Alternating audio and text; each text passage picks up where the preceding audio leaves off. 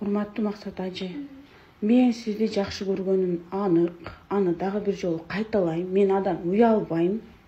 Эгерде сиз мага үйлөнөм десеңиз, мен сизге турмушка чыгам. Аны дагы бир жолу айтам.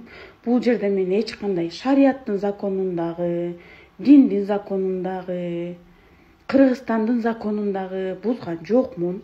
Эгерде мен бир нерсени бузуп туура эмес кылганда, сиздин адамдарыңыз буга чейин келип, мен менен сүйлөшүп кетмек. Мен туура эле нерсени кылып атканымды өзүңүз көрүп турасыз. Бул нерсени сиз билесиз, бул маалымат сизге жеткен, мени дагы көргөнсүз. Бирок мен TikTokко чыкканыма 10 күн болду. Мен болгону жактырам деп баштап койдум, калганын Кыргыздын 70-80% эркектери улап кетишти.